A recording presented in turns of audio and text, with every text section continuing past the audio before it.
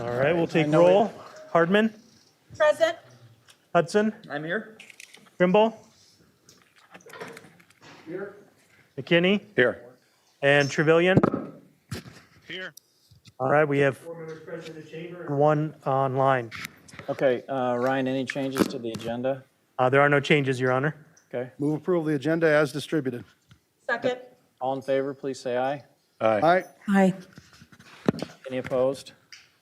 Any abstentions? Okay, the agenda's approved. Item 2 is Citizens Forum, which is time for anyone in the audience who'd like to address the City Council on any item that's not part of public hearings, which is item 6. New business, which is item 7, and item 9B, the update on Valley Junction. If anyone's here that wants to speak to that issue, I'm going to ask you to wait until 9B so we can take everybody's comments at the same time. So with those exceptions, if there's anyone that wants to address the council as a part of Citizens Forum, now's the time.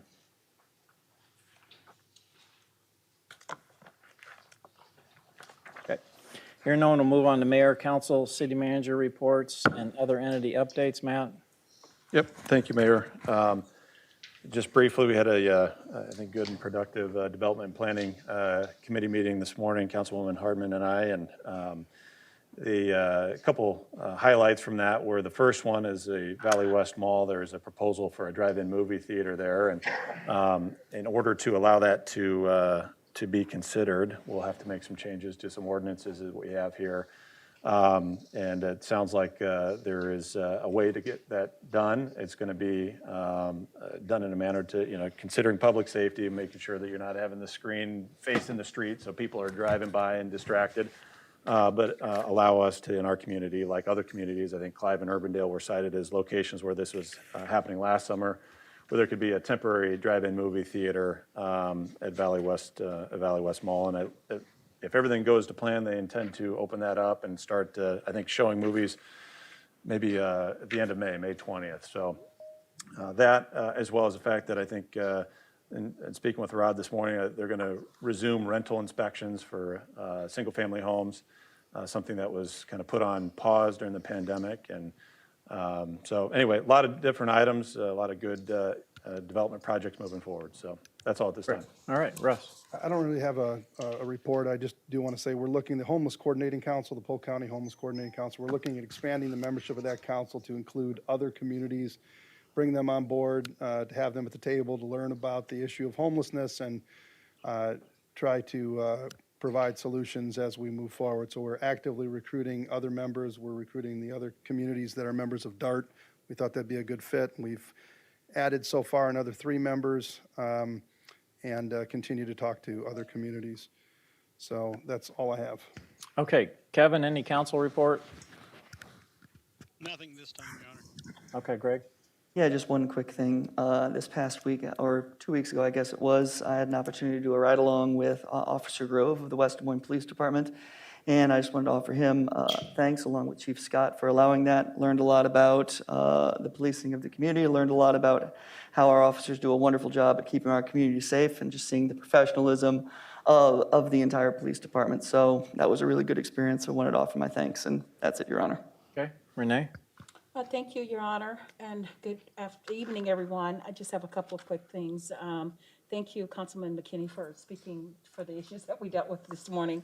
Those are very interesting meetings, and a lot that is before us comes before this committee first, and lots of exciting things happening. I want to say that, I enjoy attending the retirements of 2 veterans here, tenured employees of West Des Moines, and we wish Assistant Chief Overton well after 31 years as Assistant Chief to be at that retirement and to be able to speak at that retirement as Chair of Public Safety was an honor, and certainly are proud of the service that he has given to the city. And then Christy Henning, who is Tom's executive assistant, is moving into retirement land. I'm sure you'll miss her, right, Tom? We certainly will. She's been a delight to work with and keeps everything moving in the right direction. I want to also say thank you to Director Hodney for hosting Councilman Hudson and myself for a tour of the Public Safety Building, the new facility. We did that during spring break. Did a wonderful tour, learned a lot, and I'm so proud of that space. can't wait till we get a little bit further past COVID where we can have the public come in and see where the public services building is. Wonderful, wonderful building with lots of neat things that we do, having our trucks inside now versus outside. And then I will just mention one other thing. The Black and Brown Forum is still underway. It's on April the 22nd. Lots of wonderful things going on, hosted by the West Des Moines Chamber and other partners that Catherine has been able to bring forth. So tune in on it. It's everything that you need to know about it is on the West Des Moines Chamber's website. Catherine has done just what I consider an absolute remarkable job of really getting lots of support. I think there's a $10,000 prize for the pitch contest. So lots of fun and lots of visibility for our city to be one of the first cities across the nation really to host this, what we call the Black and Brown Forum. So thank you, Business Forum. So that concludes my report. Thank you. Tom? Just real briefly, on the legislative front, there's second final date has been completed. There's still many bills in play. And we're with our Jamie and the mayor and Councilman Trevilian tuning to watch the activity, and we send you reports every week. So we'll keep you abreast if there's anything beyond what's been normal lately, which is not very normal. You never know what's going to come down the chute. So a lot of bills still alive, and we'll keep an eye on it. Russ, any idea when the legislation is going to end this year, legislation? This is being recorded, right? Yeah. I usually tell people 2 weeks. It's 2 weeks? the old money pit. It's kind of like your house is going to get done? Answer, 2 weeks. No, I think they'll be done by April 30th. So wrap up and go home. You heard it here first. Let's folks. hope. All right, thank you. But if I can really quickly, I did want to say something too about Travis and Christy. Just wish them well. I know all of us wish them well. Unbelievable people and employees did an amazing job working here for us and over a very long period of time. And I was at that there was retirements as well as a number of us were, and I'm sad and happy for them all at the same time. But I know we will certainly miss them here in the city of West Des Moines. And then one other thing I did want to mention that Renee reminded me with Catherine, we've got, I can never remember the name of the committee, but the West Des Moines Committee through the chamber, and they just did an event where you find Riley the raccoon, I believe, that got people out and looking for various things. I'm a part of this committee. This committee is just a incredible committee that comes up with different events to have in our city, and we are brainstorming things like concerts with food trucks and all kinds of fun activities once it's safe to do that. And so that's an exciting committee going forward, and I'm just glad to be a part of that. And I just want to thank Catherine for all she's doing too. So, sorry. Great.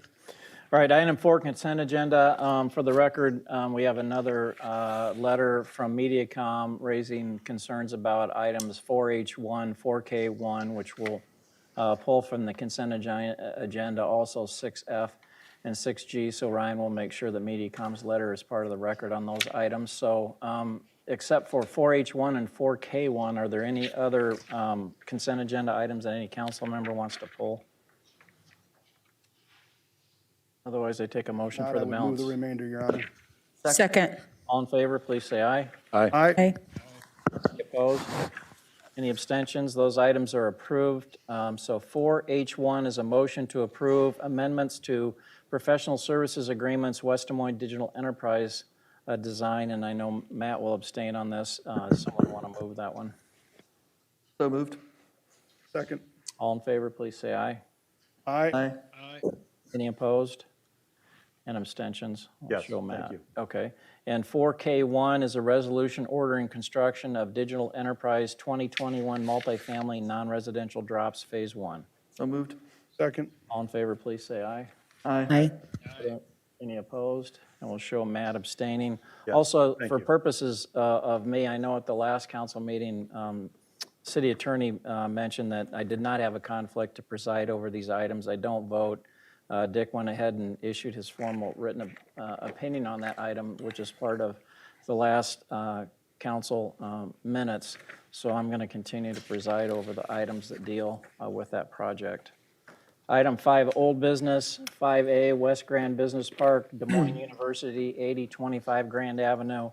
Amend the plan unit development parcel 8 to establish regulations for development of a college campus. Des Moines University Osteopathic Medical Center. It's an ordinance for the second, third reading, and final adoption. And I don't believe, it doesn't say this, but I don't believe there are any changes to the ordinance. I don't know if, Lynn, no changes, right?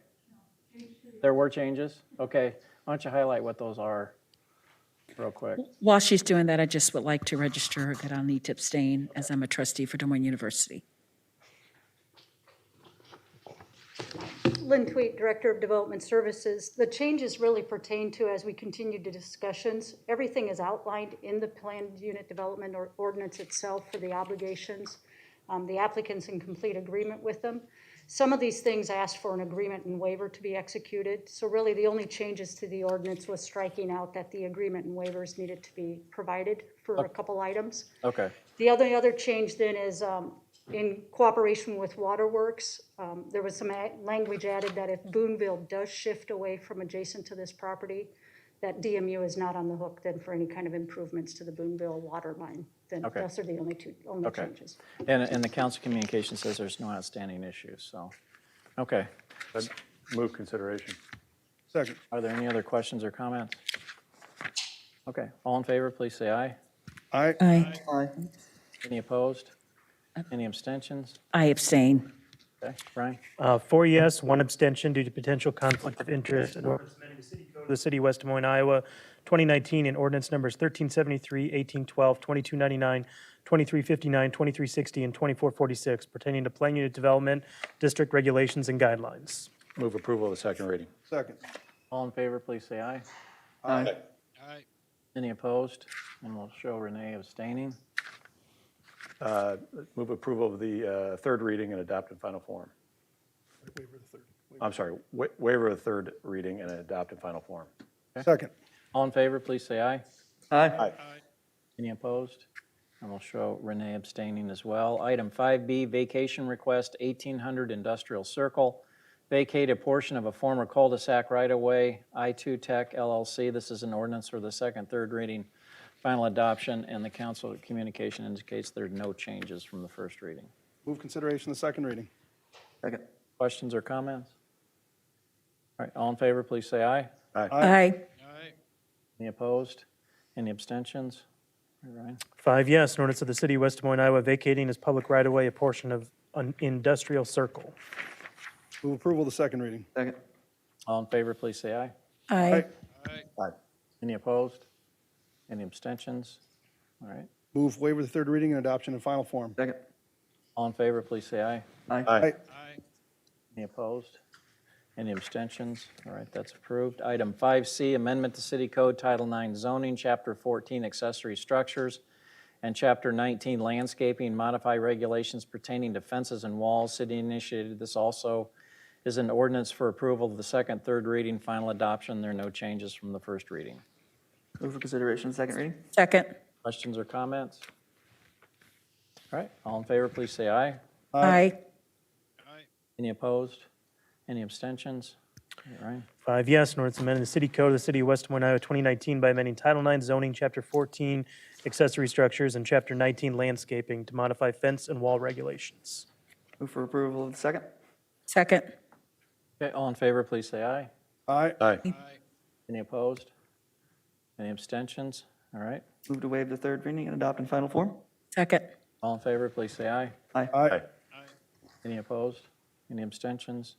All right, that ordinance is approved. Item 6, public hearings. We have a number of them tonight. 6A, this is the time and place for a public hearing to consider Microsoft DSM 40, 11100 Boonville Road, amend the comprehensive plan land use map and zoning map to establish light industrial land use and zoning initiated by Microsoft Corporation. Ryan, would you please read the date the notice was published? March 16th, 2021, in the Des Moines Register. Have you received any written comments? The Plan and Zoning Commission, by a vote of 5 yes, 1 was absent, adopted a resolution recommending approval of a comp plan amendment and rezoning request. Okay, now would be the time for anyone in the audience who would like to address the city council on item 6A.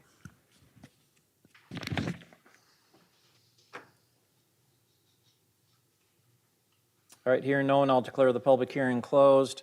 There are no outstanding issues, and this came through Development and Planning Council Committee as well. So the first item is a resolution to approve the comp plan amendment. Move approval of the resolution. Second. Questions or comments on the comp plan? Okay, all in favor, please say aye. Aye. Any opposed? Any abstentions? The comprehensive plan amendment is approved. Item 2 is the first reading of the ordinance. Move consideration of the first reading. Second. Questions or comments on the ordinance? All right, all in favor, please say aye. Aye. Aye. Any opposed? Any abstentions? All right, Ryan? 5 yes, an ordinance amending the official zoning map of the city of West Des Moines, Iowa, 2019 by amending Title IX zoning, Chapter 4, zoning districts and maps. Move approval of the first reading. Second. All in favor, please say aye. Aye. Any opposed? Any abstentions? All right, the first reading is approved. Item 6B, this is the time and place for a public hearing to consider Village of Ponderosa, 545, 565, and 570 Market Street, and 5905 Stagecoach Drive, amend the specific planned ordinance to modify setback and maximum height limitations initiated by LENL LLC. Ryan, would you please read the date the notice was published? March 16th, 2021, in the Des Moines Register. Have you received any written comments? The Planning and Zoning Commission, by a vote of 5 yes, 1 was absent, adopted a resolution recommending approval of the specific plan amendment. Okay, now would be the time for anyone in the audience who would like to address the city council on item 6B.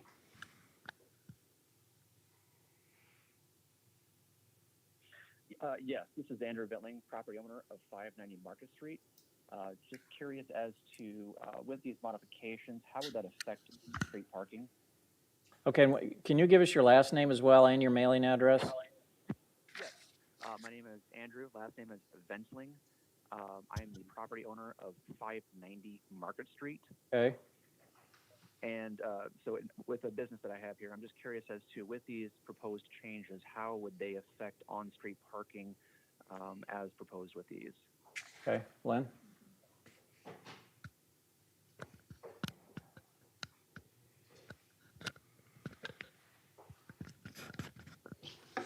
Lynn Tweet, Director of Development Services.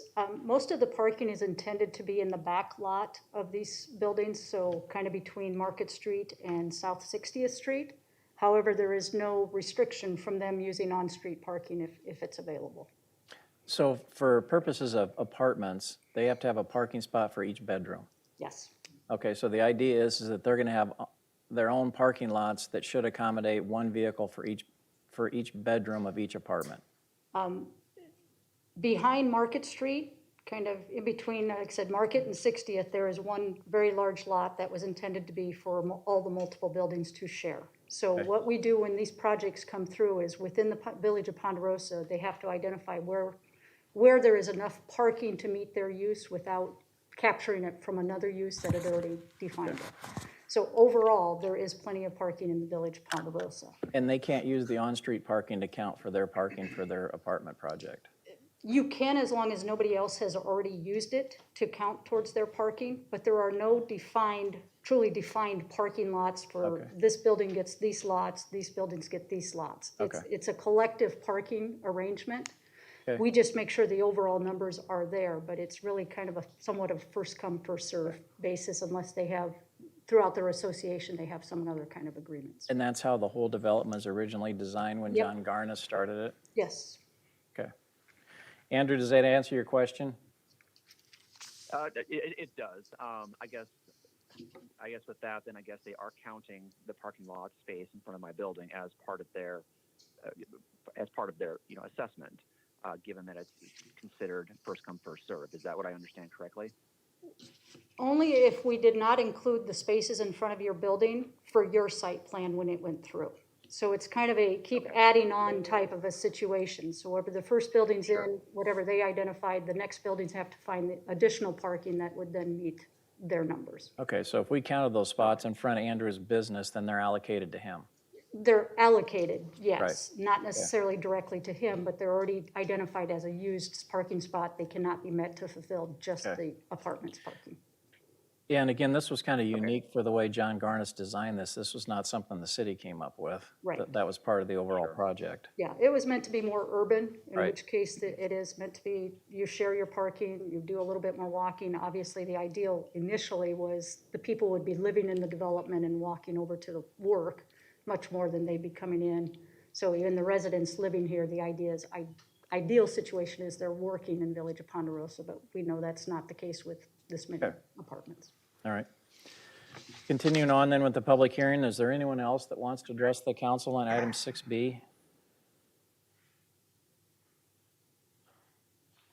Okay, hearing no one else, I'll declare the public hearing closed. There's one outstanding issue that the staff's requesting an additional condition of approval from that reviewed by planning and zoning to require the execution of the necessary no-build easements prior to being allowed to proceed with the above-ground construction.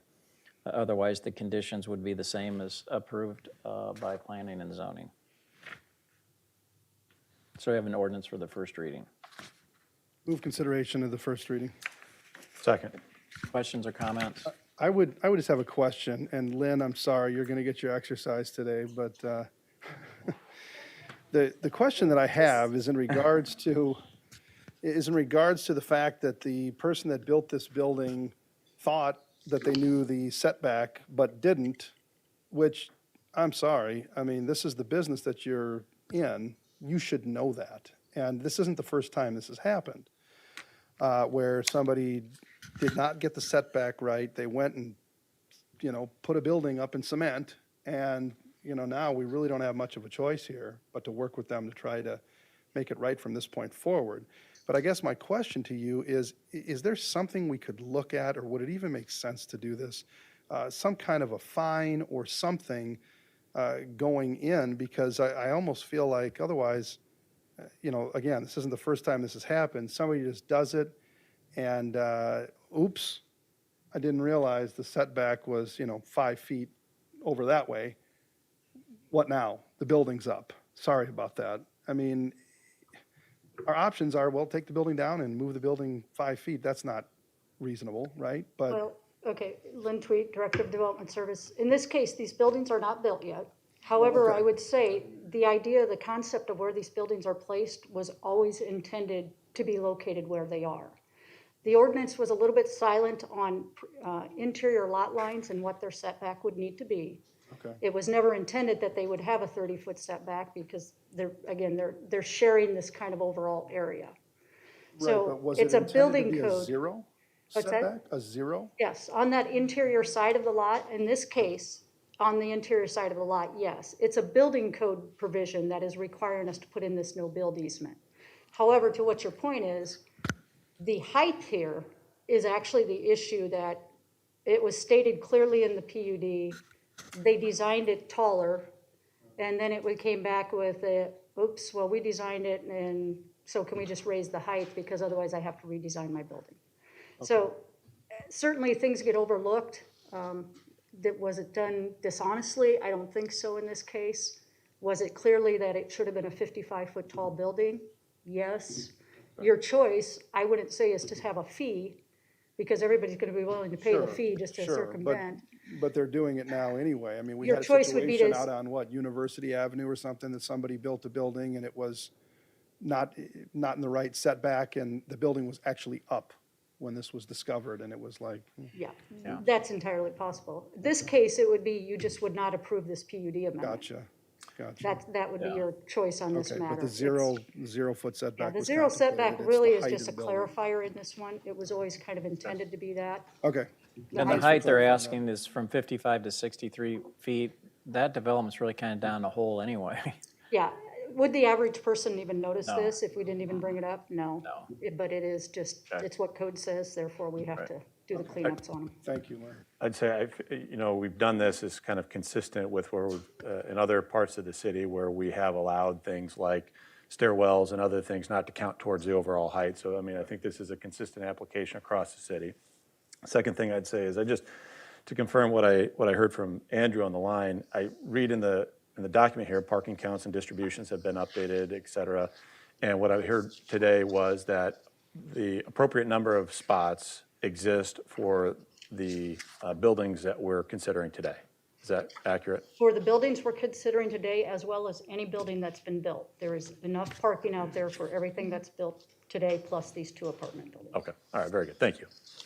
Thank you, Lynn. Okay, any other questions or comments on the ordinance? All right, all in favor, please say aye. Aye. Aye. Any opposed? Any Nay. abstain? Okay, Kevin's opposed. All right, Ryan. 4 yes, 1 no on ordinance amending ordinance number 1701, 1793, 1846, 2093, 2138, and 2208 to amend the Village of Ponderosa specific plan ordinance to modify development regulations and architectural concepts. Move approval of the first reading. Second. All those in favor, please say aye. Aye. Aye. Opposed? Nay. Any abstentions? All right, the first reading's approved on a 4-to-1 vote. Item 6C, this is the time and place for a public hearing to consider amendment number 11 to the amended and restated Mills Parkway Urban Renewal Area initiated by the City of West Des Moines. Ryan, would you please read the date the notice was published? March 26, 2021, in the Des Moines Register. Have we received any written comments? None, Your Honor. All right, now would be the time for anyone in the audience who would like to address the City Council on item 6C.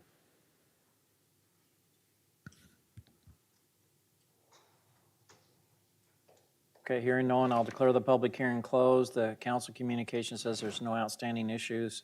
We have 2 items that we have to take separately. So the first one is a resolution to approve the urban renewal plan amendment. So move. Second. Questions on the urban renewal amendment? Yeah, Mayor, just quick for Dick, I just want to confirm, this is unrelated to the conduit network. Is that accurate? Correct. This is It's for not micro. somehow, okay, thank you. Okay. All in favor of approval of the urban renewal plan amendment, please say aye. Aye. Aye. Aye. Any opposed? Any abstentions? All right, that's approved. And the second item is an ordinance for the first reading. Move consideration of the first reading. Second. Questions or comments on the ordinance? All right, all in favor, please say aye. Aye. Aye. Any opposed? Any abstentions? All right, the first reading's approved. Well, that was sorry. consideration. 5 yes, an ordinance providing the general property taxes levied and collected each year on certain property located within the amended Mills Parkway urban renewal area in the city of West Des Moines be paid to special fund for payment of principal and interest on loans, monies advanced to, and indebtedness, including bonds issued or to be issued incurred by the city in connection with the amended Mills Parkway urban renewal area. So now we need a motion to approve the reading. Move approval of the first reading. Second. All in favor, please say aye. Aye. Aye. Any opposed? Aye. Any abstentions? Okay, the first reading is approved. Item 6D, this is the time and place for a public hearing to consider Grand Prairie Parkway Urban Renewal Area initiated by the City of West Des Moines. Ryan, would you please read the date the notice was published? March 26, 2021, in the Des Moines Register. Have you received any written comments? None, Your Honor. All right, now would be the time for anyone in the audience who would like to address the City Council on item 6D.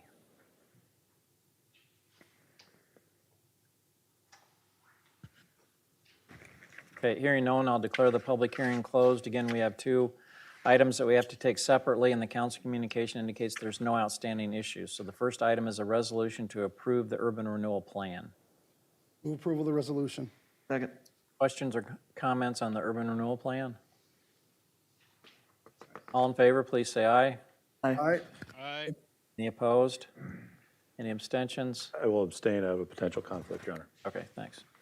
Item 2 is an ordinance for the first reading. Move consideration of the first reading. Second. Questions or comments on the ordinance? Okay. All in favor, please say aye. Aye. Aye. Aye. Any opposed? Any abstentions? All right, Ryan? Yes, I will abstain. Oh, that's right. Yep, sorry. Matt. 4 yes, 1 abstention due to potential conflict of interest. An ordinance providing that general property taxes levied and collected each year on certain property located within the Grand Prairie Parkway urban renewal area in the city of West Des Moines be paid to a special fund for payment of principal and interest on loans, monies advanced to, and indebtedness, including bonds issued or to be issued, incurred by the city in connection with the Grand Prairie Parkway urban renewal area. Move approval of the first reading. Second. All in favor, please say aye. Aye. Aye. Any opposed? I'll show Matt abstaining. Thank you. Okay. Okay, item 6E, this is the time and place for a public hearing to consider the West Des Moines Van Meter annexation moratorium and subdivision review agreement initiated by the City of West Des Moines. Ryan, would you please read the date the notice was published? March 30th, 2021, in the Des Moines Register. Have you received any written comments? None, Your Honor. All right, now would be the time for anyone in the audience who would like to address the City Council on item 6E. Okay, hearing no one, I'll declare the public hearing closed. We have a resolution to approve the agreement, and there are no outstanding issues, and the Development and Planning Council Committee recommends approval. Move approval. Second. Questions or comments? This rehashes old wounds with the Waukee annexation, but no questions or comments other than. Yeah, and I know we're working on a annexation agreement and map with Waukee as well. So, and I think we've got it pretty much worked out with Waukee. Okay. I thought we did before. I do know that we had that conversation in Public Services about some other activities relative to what Waukee was seeking to do on signage, and hopefully that'll be part of a complete package. I certainly appreciate that Van Meter's been a good partner here, and they're a wonderful neighbor. And it's good that when the local municipalities can get along, and I'm supportive of this measure. And I know Van Meter and the West Des Moines Water Works are in discussions about potential joint water production facility as well. Okay, all in favor of 6E, please say aye. Aye. Aye. Any opposed? Any abstentions? All right, the agreement is approved. Item 6F, this is the time and place for a public hearing to consider Digital Enterprise Last Mile Conduit Deployment, Segment 2, Phase 3, initiated by the City of West Des Moines. Ryan, would you please read the date the notice was published? March 19th, 2021, in the Des Moines Register. Have you received any written comments Just the letter that was referenced at the beginning of the meeting from MediaCom? from MediaCom, yes. Okay. Now would be the time for anyone in the audience who'd like to address the City Council on item 6F.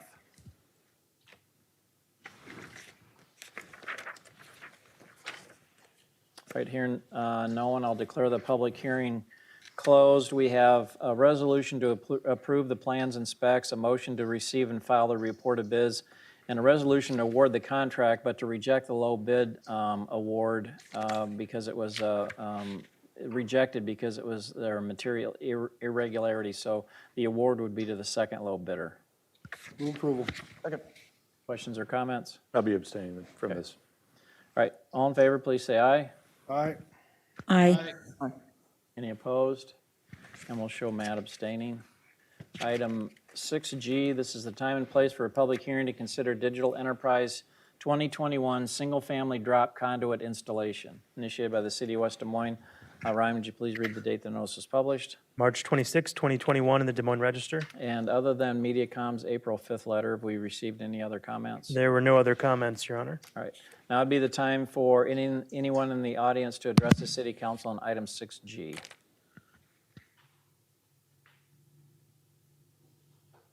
All right, hearing no one, I'll declare the public hearing closed. There's a resolution to approve the plans and specifications, a motion to receive and file a report of bids, a resolution to award the contract. The low bidder has asked to withdraw their bid because they had a material pricing error on their bid, so the award would go to the second bidder, second low bidder. Move approval. Second. Questions or comments? I was excited. I thought we were getting it for half price at first. Yeah. Oh, well. Okay, all in favor, please say aye. Aye. Aye. Any opposed? And we'll show Matt abstaining. Thank you. 6H, this is the time and place for a public hearing to consider East Public Services Facility fueling facility updates initiated by the City of West Des Moines. Ryan, would you please read the date the notice was published? March 26th, 2021, in the Des Moines Register. Have you received any written comments? None, Your Honor. All right, now would be the time for anyone in the audience who'd like to address the City Council on item 6H.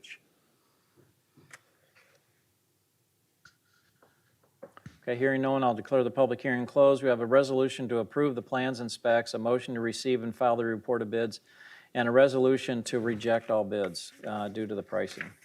Move approval. Second. Questions or comments? All right, all in favor, please say aye. Aye. Aye. Any opposed? Any abstentions? Okay, item 6I, this is the time and place for a public hearing to consider the gas detection and bay heat systems upgrades initiated by the City of West Des Moines. Ryan, would you please read the date the notice was published? March 26th, 2021, in the Des Moines Register. Have you received any written comments? None, Your Honor. All right, now would be the time for anyone in the audience who would like to address the City Council on item 6I.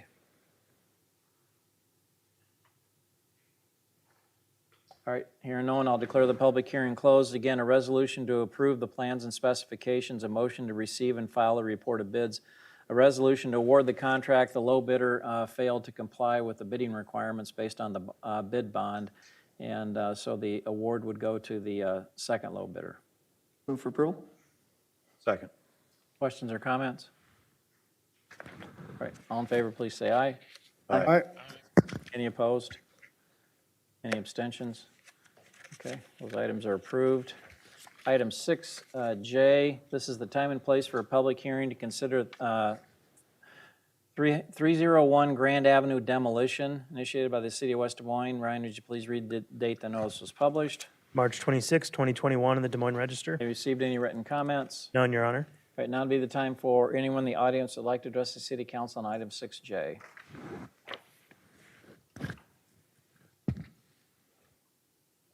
Okay, hearing none, I'll declare the public hearing closed. We have a resolution to approve the plans and specifications, a motion to receive and file a report of bids, resolution to award the contract. There are no outstanding issues. Stand before Public Services, move approval. Okay. There's Second. questions or comments? Question on this. This is Kevin. Yeah. So if I'm reading this correctly, we're going to demo Rassie's bike shop and then give the property to Wendy's. Is that correct? Why wouldn't we sell it to them It was all, or something? it was all part of an agreement that we made in our acquisition of those properties down there. So there's a quid pro quo involved. It's not just giving it to them. So it's in exchange for Wendy's moving from where they currently are located, Dick, so we could do the project? Right, and we'd have obviously costs involved with Wendy's and, business or there'd be a lot of significant costs there. So this was negotiated agreement. I'm pretty happy about this because when we talked about this way back when, we talked about Wendy's having to get torn down and go away. So I'm glad they at least get an opportunity to continue their business in this location if they want to. They are going to tear it down, but they're going to rebuild and Right. use part of this lot. so. Right, but I didn't know that that was even going to be an option for them Yeah. at that point. That we were just going to take their building and they were going to have to go bye-bye. Well, and I think at one point they were talking about moving them across the street, but anyway, this was a swap to get them to, so we could finish this project and That makes because sense. we needed to move where they currently are because of the new access. Yep. Okay, so are we then going to have to pay to demo the existing Wendy's, or is that part of the agreement that they pay that? No, they're going to demolish their own building. We're paying for Razzie's after we own it, but Wendy's will pay for their own demolition. Okay, thank you. All right, all in favor, please say aye. Aye. Aye. Any opposed? Any abstentions? Okay, those items are approved. Item 7, new business, 7A, Des Moines University, 8025 Grand Avenue, approval of site plan to allow construction of 4 educational buildings and the associated site improvements. Des Moines University Osteopathic Medical Center, it's a resolution to approve the site plan. And let me see, there's a couple of outstanding issues. They don't appear to be in controversy, but there's some additional conditions. There are 2 additional conditions of approval to add to the ones of planning and zoning. So I'm correct, Lynn, that these are not, Des Moines University's fine with these additional conditions?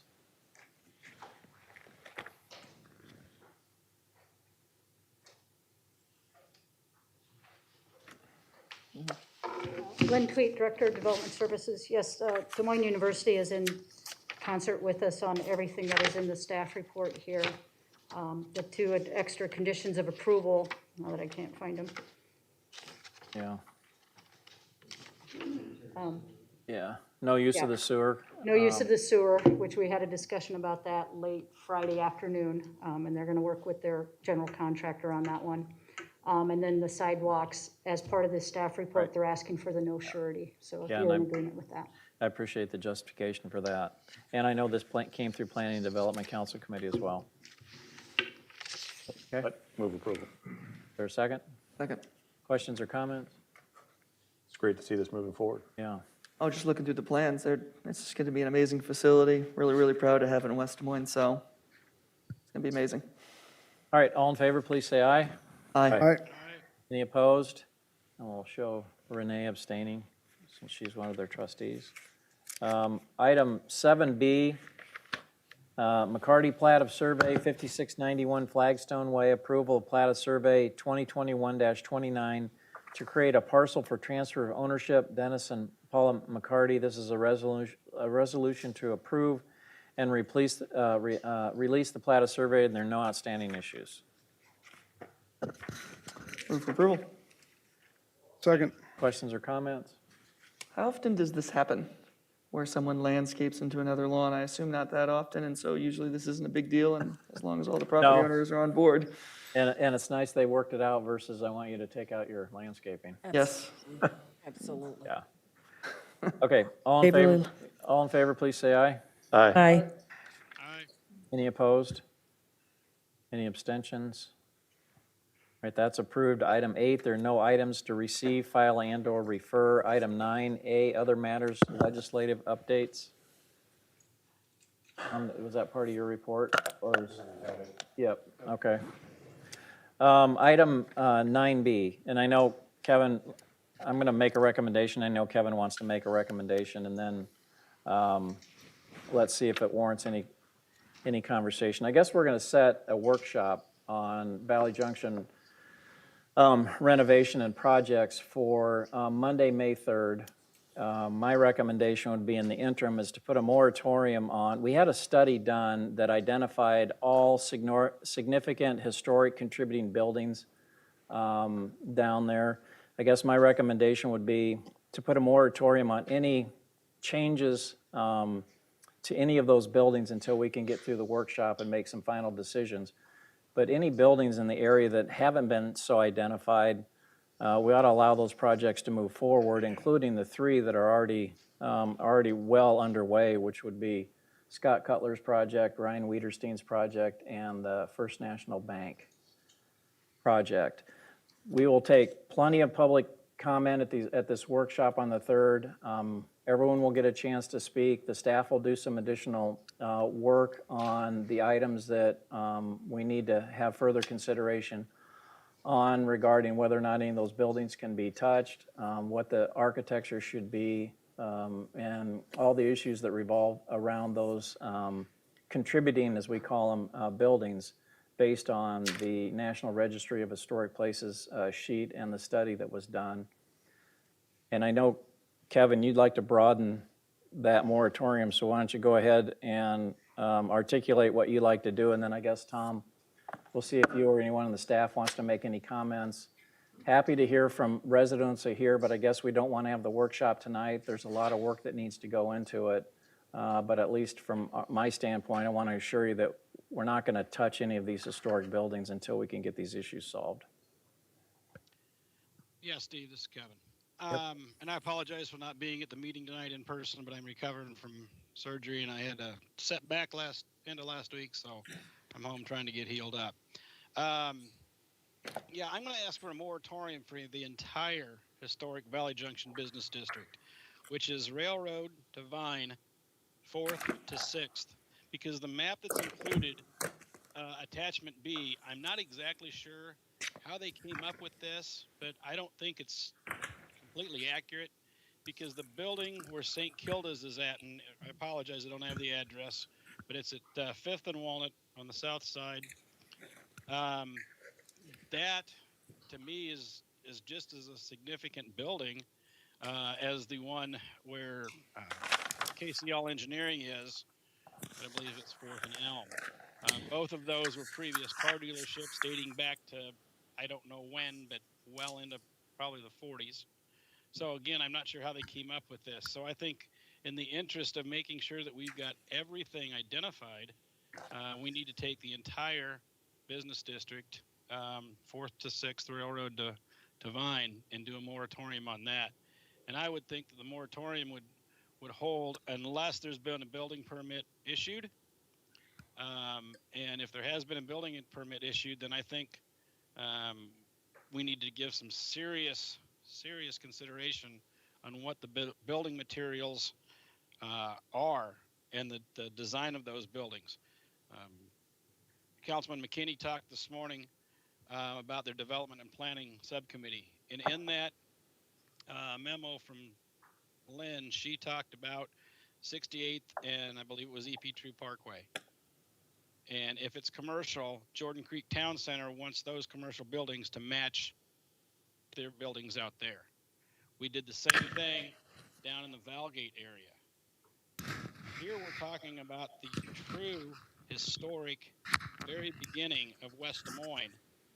And we're not taking that up to this point, we're not taking that into consideration. So I think we need to really step back and look at this from a wide angle lens and see what we truly want for our historic district, because anything that's built today is going to be there for probably, I hope, another 100 years, like many of those buildings and beyond that are down there now.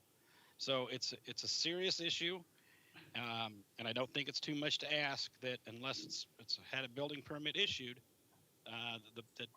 there's a moratorium on it. Okay, couple questions before we open it up. I guess, Dick, for the 3 projects I mentioned, I know that those applicants have all spent, I think, significant sums of money on design and consultants. Do you have any concerns about us holding up those 3 projects? Well, it's a matter of equity, I guess, and, you know, treating them fairly if they spent significant money on that. There was a question before the courts, if it's got a permit issued, that usually provides a vested right, but they also look at the expenditures of money made. So, you know, it's very likely that a court would look at that and say that they have the right to their interest, even if they didn't rise to that level, still it would be a matter of fairness, because I know there has been a significant amount of money spent on these designs and different things. So I think the council should be cognizant of the fact that if you do impose a moratorium on in-process projects, it could be questioned by the courts, but And as again, well as just a none fairness. of those 3 projects have been identified as a contributing historic building. So the other question, I guess we could use some explanation. Lynn, I don't know who might, but who did we hire and how did they come up with the designation on the contributing buildings? This was not some just random selection. There were rhyme or reason to how these buildings were all evaluated. So Linda, if you could just give us an overview on the consultant and the process that went through to make a determination on the contributing buildings. And again, my recommendation is to not do anything with those buildings until we can sort through this. Linda Schimmel, the development coordinator, if you don't mind. Yep. So the initiation of that study to establish a historic district was not taken on by the city. It was the private property owners within that area. They hired a consultant, Jim Jacobson, to do the analysis of the district. He did all the research, not only on the district as a whole, but those contributing properties. A property is considered contributing if it's a good representation of an architectural style that's historic, or if something important in our history happened in one of those buildings. So it could be a so-so building in appearance, but it was important to the history of the city. With that designation, they're looking at the district and how it can stand on its own. That doesn't mean that buildings outside of that outline aren't either potential or declared historic properties. It's they're looking at the district and the context in addition to the buildings themselves. Okay. Are there any other than the 3 that I mentioned, are there any applications in the queue for any renovation of any existing buildings in Valley Junction that the council would have to deal with in the next month before our workshop? On the planning side, other than the buildings you've mentioned, we have not received anything. That Okay. doesn't mean there isn't any, like a tenant finish or something like that. I wouldn't necessarily be aware of that. But I think the concern is either tearing down a building or completely renovating it so you don't recognize it. I don't think there's anything in the queue that would come through planning and zoning and council before our workshop on the 3rd. So I'm not sure that I think Kevin's concern to broaden it is going to be taken care of even under my recommendation because there's just nothing in the queue. And I will caveat the Wiederstein building, I believe, may already have a building permit. We'll have to verify that. Okay. I think, Mayor, what you suggested made sense to me. I think that was reasonable and fair, and I think that it does take care of the situation. You know, I went down there after one of the Valley Junction meetings, and I just stood out in the street and looked up and down, and you know, and I do think we need to take this time out. I think we need to have a discussion. I think we need to get feedback from the from some of the people that are here tonight, as well as other people that may not be here tonight, on, you know, what their concerns are, what they'd like to see down there. And I think identifying, you know, this has been done. It's the National Register of Historic Places, what we've got here. I think that made sense, what was done there. And we need to try to preserve those buildings. I think everybody up here wants to preserve those buildings. So I think that what you proposed makes sense. We take a timeout, don't accept any additional applications until we have a meeting and we discuss with the residents, with the council, and figure out what makes sense going forward as far as rehab or tear down, and in the case that it does get torn down, if it's not historically significant, how it gets put back and how it blends into the area. You know, as I've said to some of you in conversation, it's been really cool. I've been in people's houses before that were old houses, and I asked them how old this house is, and they would tell me, oh, this house was built in, you know, 1930s or 1940s or whatever. Oh, except for the part that you're standing in. This was an addition that was done in, you know, 1998 or whatever. But they did that addition in a way such that I had no idea. I couldn't tell that it was an addition that I was standing in. That's what my vision is of what I'd like to see come out of this when we go back, that you can't tell when you're driving down Valley Junction which building is old and which building is new. But we need to have this discussion. We need to have the discussion with the neighbors. We need to get their feedback and input and take a little bit of a timeout and a pause, if you will. I don't like the word moratorium, but we need to take a timeout and have those conversations and figure out where it is that we need to go. And I think what you proposed, Mayor, makes sense to me in the meanwhile. But I do want to have these discussions. I don't want to sit here a year from now and have this whole thing be in a moratorium for a year long.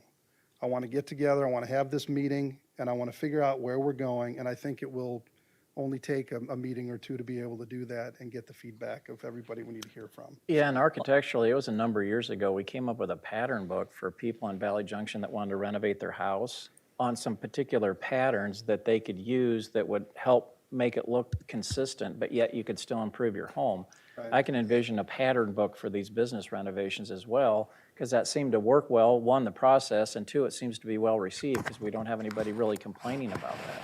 And I brought some samples if some of the newer council people want to take a look at that, but that would be one of the options, is basically do a commercial pattern book. But we've got to be really careful too, because we had somebody come to us, it was years ago now, that wanted to have us, you know, designate the entire area as a historic area. And it seemed to be too much overreach, and we're talking homes, businesses, everything in the area, which means that when you're going to rehab your home, you've got to call the Department of Cultural Affairs. The Department of Cultural Affairs, Steve King needs to come to your house and see what kind of windows you're looking to install. You can't install anything until he comes and approves of the windows that you're putting in. So, I mean, we want to do something that makes sense, that preserves the area, but at the same time isn't really ridiculously heavy-handed and puts a huge burden on everybody down there that owns a business or lives down there. And I think what Steve has put forth tonight makes a lot of sense to me. Now I'll just shut up and let others weigh in. Sorry. So, Linda, just, I got the document here that was shared. The mayor mentioned and Councilman Trevilian referenced a couple different properties that are going down there. On the way here tonight, I drove down Fifth and noticed that the building there, I guess it's the former Tommy Tucker building, is demolished. And so that, I mean, that's kind of probably already too far down the road, whether it's historic or not. We've got the First National Bank building there. I don't know where they're at in the development process, the permitting process. And then you've got, I think it's 304, just on the other side of Nan's Nummies there. Can you tell me whether or not the 304 property or I guess the bank, or are they on the historic registry or considered part of that historic fabric? Neither one are considered a contributing property. And I believe actually at the gas station, or what was bank, is not even in the district as identified. Okay. So, you know, I guess Russ's point, I had the occasion to work with a property owner in Sherman Hill and had to appear before the City of Des Moines Historic Preservation Commission to get a certificate of appropriateness, actually, Russ, to replace windows in that area.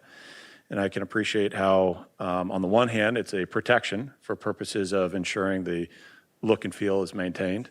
It's also a regulation that required, in this particular case, the expense that was significantly 3 or 4 times more for purposes of replacing windows. So as we have these conversations about what materials we're going to use, I appreciate that, but I'm also cognizant of what that means for purposes of renovations and the cost it may incur to the residents that live down there for replacing a window, a door, a tree out front, whatever it may be.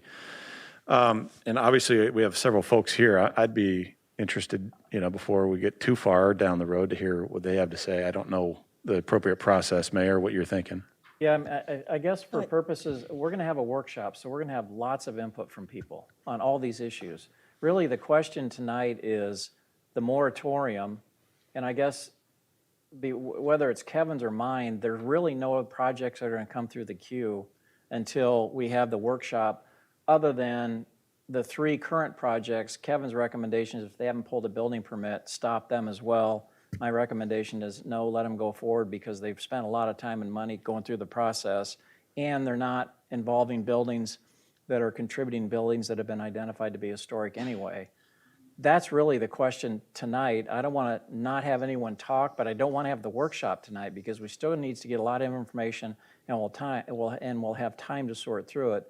So the real question is the 3 projects that are in the queue and this moratorium. And again, I don't think it makes any difference between mine or Kevin's because it has the same effect substantively because there's nothing in the queue.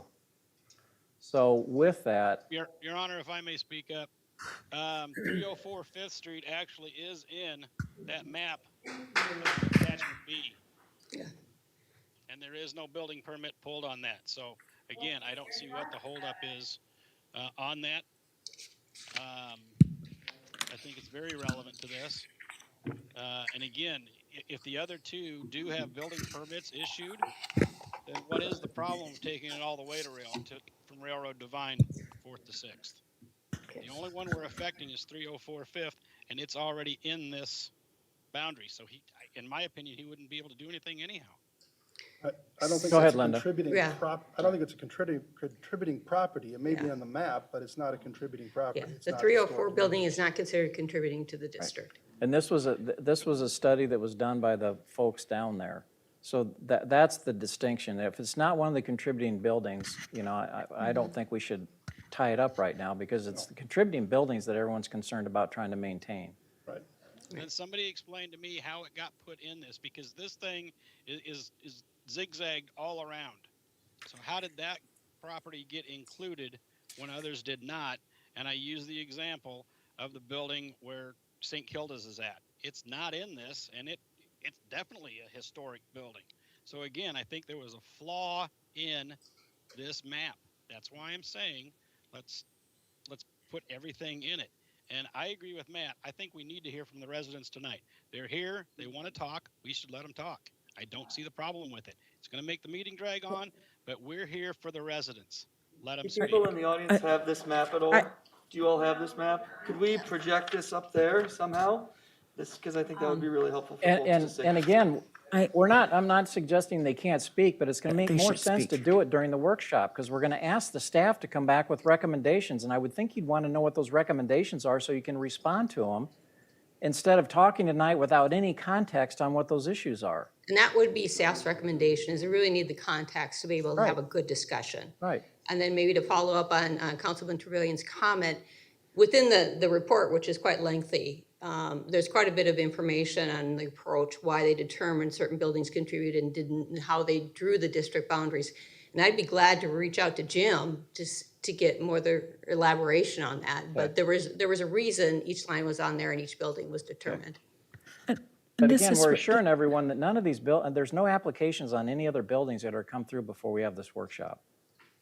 But before the I think workshop, that- there is the opportunity to have projects come through, and we're going to be in the same situation that they've got designs, whatever else, and then we're going to be, oh, well, okay, then we've got to allow them, because unless we go all the way to No. Vine, there's nothing stopping somebody from buying 1, 2, or 3 of those properties in the 500 block and doing the exact same thing, because that's historic Valley Junction Business District as well. And I think part of this consideration needs to be taking that back to residential and taking it out of the business district. So we do have a bit of an urgency on this. And again, the residents are there to speak, let them talk. Okay, go ahead, Renee. You know, I appreciate being able to jump in here too, and I think that folks were probably encouraged and saw what's on the agenda and thought that they were going to speak tonight. So I think it might be a challenge if they aren't able to say anything, but that's fine. your call, Mayor. I get that, but I'm just sure that they came to speak to it. I am all for a moratorium in terms of a pause and saying, let's evaluate, let's get input, and let's discuss this. I think that's when we can be better at what we do and serve in the city, is having collective thoughts, people responding, and being at a workshop, and also being able to respond to that. So I do not want this moratorium dragged out for no year or so, anything like that. We're gonna have to get busy. And we need to get about the business of understanding what we need, because a moratorium for months on months and months is not something that I'm going to support. I support a pause and an appropriate time to get feedback and hear and have people speak so that we can make better decisions, because we can speak when we have all the information that we need. But it's my hope, and I'm sharing this with staff, that this moratorium isn't going on for months and months and months on end. And we're setting the workshop on May 3rd. Okay. So that's when we're going to have it. Okay. So But maybe before we move forward, the second part of the discussion was the 3 phases or areas that we identified. Is the council comfortable with those 2 areas being the common areas and the parking being discussed after we'd have this discussion about historic context? Yeah, I mean, we got to bite this elephant one at a time, and I think Right. we need to figure out the buildings first, and then we can come back and sort through the parking. So are there 3 main issues: historic character of the district, common areas, and the streetscape and parking? Right, common areas would probably fall into that streetscape, but really of that, the entire revisioning plan, these are those 3 areas that we heard have pressure to get resolved faster than the whole revisioning. Okay. Okay. So with that, I guess if there's anyone here that wants to address the council tonight, knowing what we're going to do at the workshop, then we'll just take you one at a time and have you come up with your name and address. I guess I'd ask you not to repeat what someone else has said. Happy to have comments, but try to have them so that they're not duplicative. So we'll just go one at a time. Good evening, thank you. Renee Johanningmeyer at 612 Walnut Street. And I've already visited with most of you multiple times, representing our neighborhood association. We've talked on multiple levels.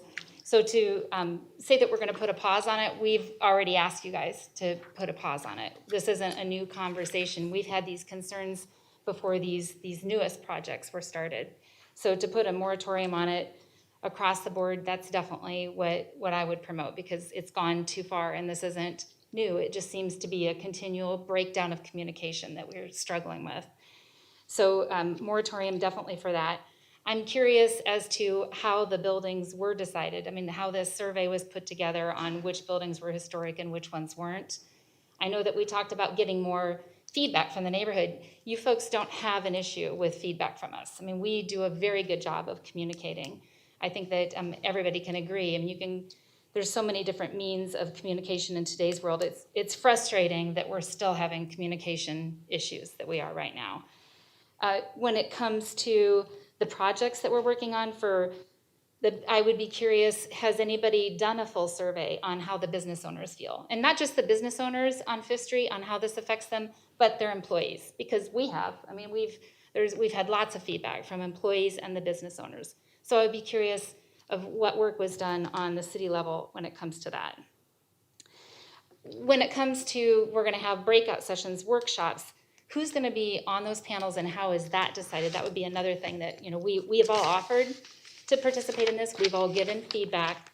And again, this is not a new conversation, not a new concern, and now we're sitting here with a pretty distraught neighborhood. And then I was just going through, it was when we first started the guiding principles, so that would have been this is going clear back to 2016, from the West Des Moines Action Plan, and I would just encourage all of us to go back to the guiding principles that we're supposed to work through. So one of it's community safety, residents feeling safe and secure.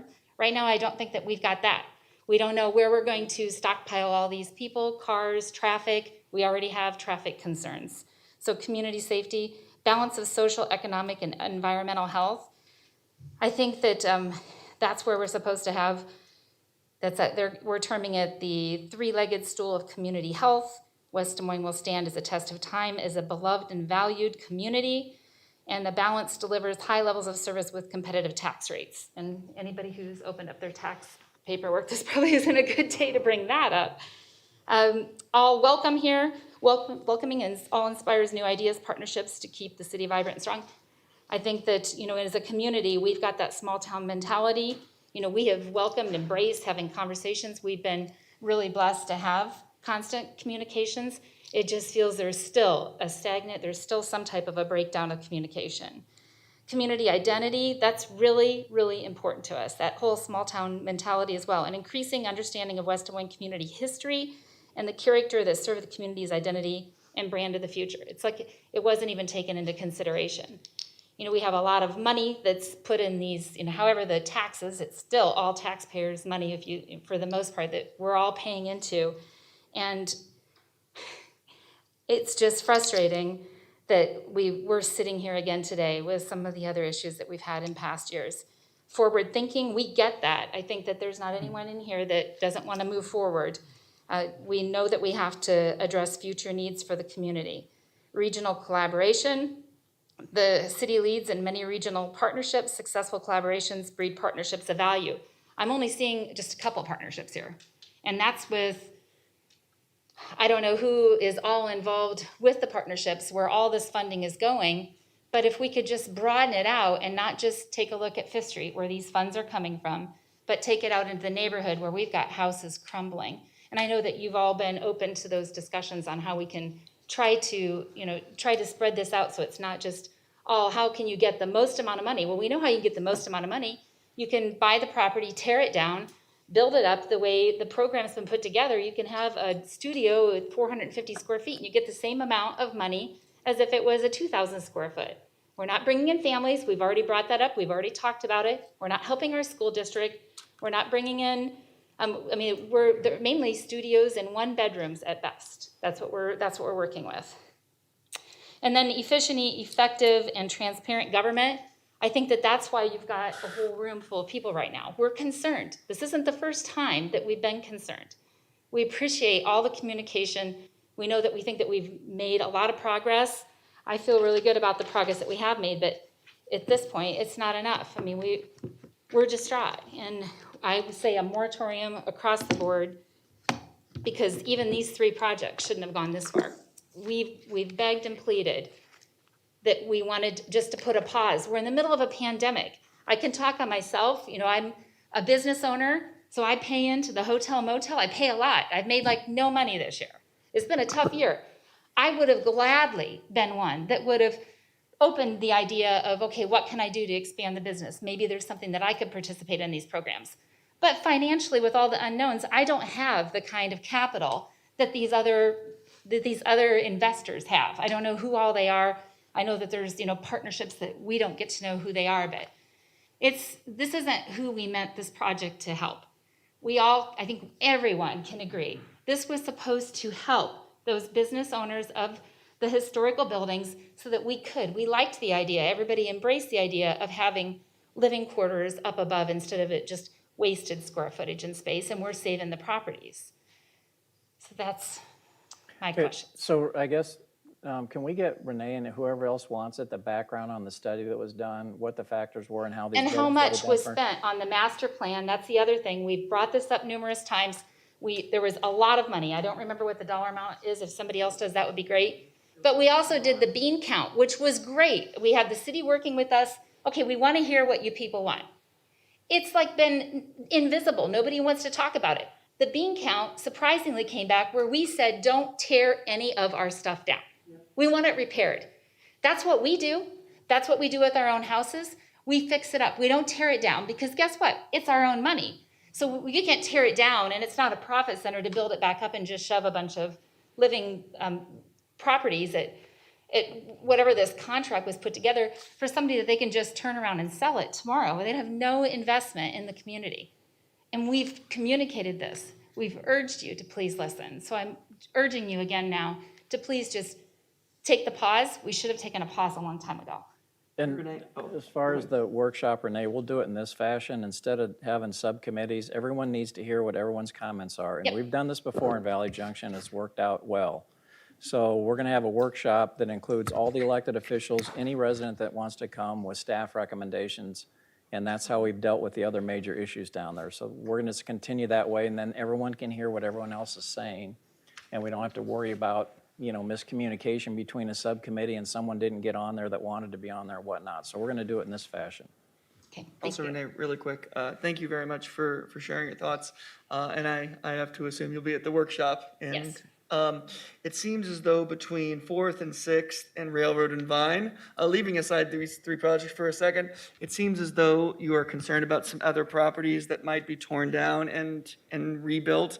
If you have some knowledge of any of those properties, like specific addresses, I'm worried about this one, I'm worried about this one, other than the 3 that we're talking about, we really want to hear about those at the workshop because I imagine there's problems. No, we're not going to yell. We're not going to yell. We're going to do one at a time, and we're going to come up here with your name and your address so everyone can hear what's being said. We really, before, and we're referring to the Billy V's, that property, how that whole, and it's not just whether the house is considered historical or not, that can be debated either way. I think, I can see all sides of that.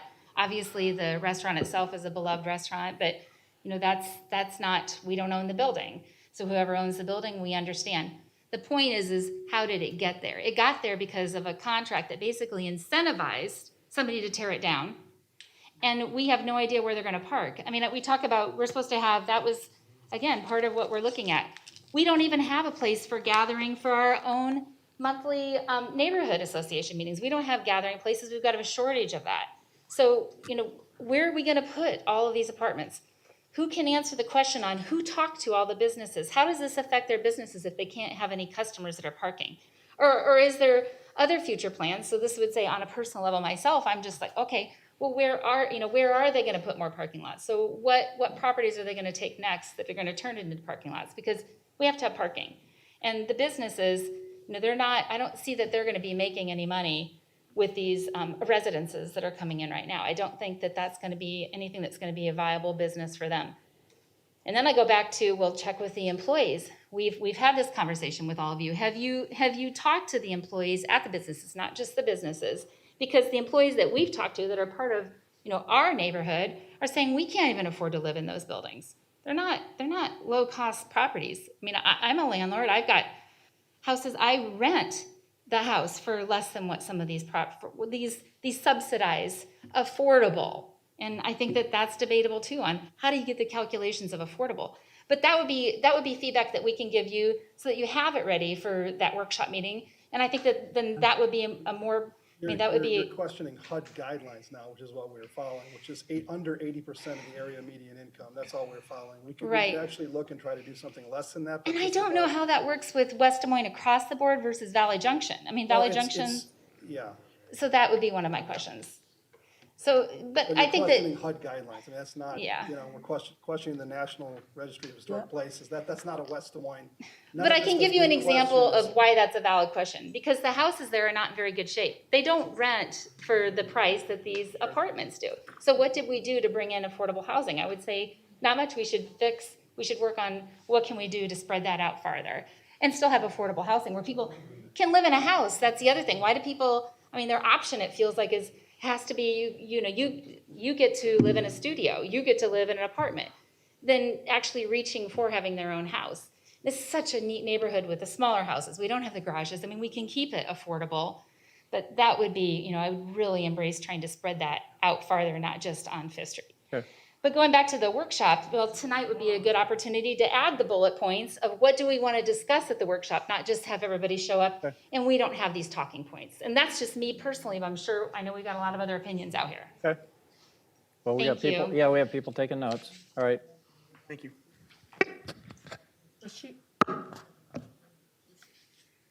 My name's Nick Woggy. I live at 136 3rd Street in West Des Moines. Kevin, are you still awake? Yeah, I'm still with you. Okay. I'm not going to read my prepared statement that I was going to read at Citizens Forum. I would like to say I do appreciate the thought of a moratorium. I think moratorium is a perfect word for it. However, I think 1 or 2 meetings and get this over and done with is 2 months. Like someone said a little bit ago, I think that's just lip service to the problems here that we're trying to address. I think what really needs to happen is the moratorium, a committee needs to be developed with residents, business owners, and city personnel, and try to establish a clear vision and goal for what you want Valley Junction to be. And I think a little 2-session workshop is not even going to come close to achieving that. Thank you very much. Okay, thanks, Nick. Thank you.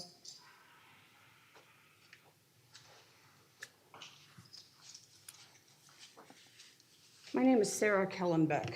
I live at 602 5th Street with my husband. We've lived in that house almost 20 years. One of the things that was brought up this evening was the fact that you don't think there's anything else in the works. Well, I have a question. One of the developers has purchased 2 residential properties in the 300 block of 4th Street. And I believe the house numbers are 304 and 308. And I'm concerned because both these houses are in reasonably good shape. I wouldn't be adverse to living in either one. Of course, I'd probably redo a bunch of stuff because that's my thing. But I'm really, really, really worried about, on top of that rusty 3-story structure that I find appalling, I'm really worried they're going to stick up a parking garage there. And I've talked at length with other city employees concerning the fact that if parking garages do end up being on the list of things that need to be done, that city property be used. I don't like the idea and haven't talked to anyone who likes the idea of them going in and buying existing homes. They've already ripped down the trees on both those lots. It just breaks my heart. I love the neighborhood, and most of the people who live down there really embrace the fact that it has a different feel. When we moved down here, we moved out of a house that we lived in for 25 years that we built from scratch. I mean, we had a home built. And I couldn't wait to get out of that new house and into an old one. So there are tons of us down here that really love the old atmosphere. That's all I can say. Thank you. Okay. Thank you. Thank you. Thanks, Sarah. Okay, my name's Dave Cooper. Some of you know who I am over CHI. I love the thing you did was with the St. Killis building. Fantastic. The building next to it. Why in the heck was it allowed to be built? It looks like crap. It ruins the whole neighborhood. It ruins that. Everything. Everything in the neighborhood is ruined by that apartment complex you put next to it. One other thing, a friend of mine wrote this. Some of you know who probably wrote it, but we're going to go and I'm done. Plan set in advance, waiving third public input meeting, character of junction. They should tell the audience tonight where the parking garage is going to go. They moved from nothing to finalization. It's too late to change, ruining the neighborhoods they must see only as commercial opportunities. And what happens to the property improved with taxpayer money in a public-private partnership? Does any of it revert to the city, or is it sold or passed on to the family of the profit pocketed? I'm done. Okay. Thanks, Dave. Thank you.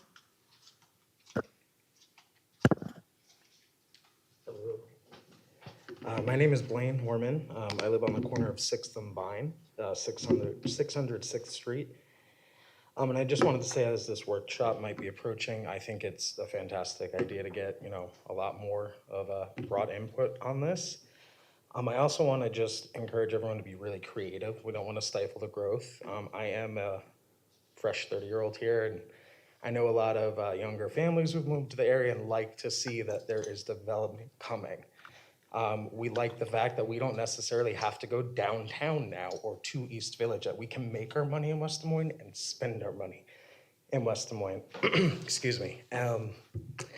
I also want to just encourage everybody to really consider the parking. I personally believe that we have plenty of parking in Valley Junction, and I would not like to see any type of parking structure go up at all. I would point you to downtown and East Village. We have a plethora of parking down there. It's oftentimes underutilized, and it's kind of an eyesore. So I feel like a lot of the times it's a good idea in the moment, but when it goes up, it's oftentimes not necessarily the best idea. And I just wanted to say thank you for taking the time to listen to all of us today. And I look forward to seeing you guys all at this workshop. Thank you. Joanne? Thank you. Hello. I'm Jennifer Hampton. I live at 541 16th Street. However, I am a fourth generation Valley Junctionite. So I don't have a problem with new per se, but I think if something is going to be new, it should look more vintage than a modern structure. You can't tear down an old house and then put up a 3-story modern structure. That I don't think that's a good idea. I think that looks horrible. And historic Valley Junction is quaint, and it's what people like about the area is how quaint it is. And let's see.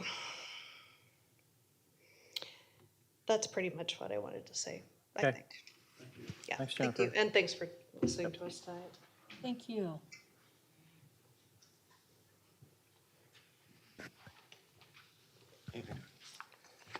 Jonas Cutler, 204 Holiday Circle. I rise in support of the broader moratorium that we discussed today. I think that's a really good idea. Mr. Mayor, you mentioned that it didn't matter if we went with Kevin's provision or the one that you originally proposed. If it doesn't matter, I'd like to suggest they go with the broader provision with that. If a party has already pulled a permit, before 5:30 today, that would make sense to me. But if there's been no permit pulled and the person's had opportunity to have that permit, then if we follow their example, that'd be just fine. I think they can wait it's only 30 days until the meeting. So I think the permit should actually be the litmus test. That gives us a very clear demarcation of what's permitted and what's not. With that then, but the real point of my rising was to this workshop. I just want to make sure that it's in a time zone that people are able to attend. I assume it'd be the 5:30 sort of time zone. I'd also like to suggest, because we're talking about Valley Junction, maybe an appropriate location would be in the community center there. That way we're able to actually, the neighbors that don't necessarily they don't drive, they wouldn't be able to ride their bikes up here if there's raining or what have you. It seemed to be, that would be the most user-friendly way to go about it, is actually have the workshop located there. With that, my name is Jonas Cutler, and I appreciate the opportunity to speak to you.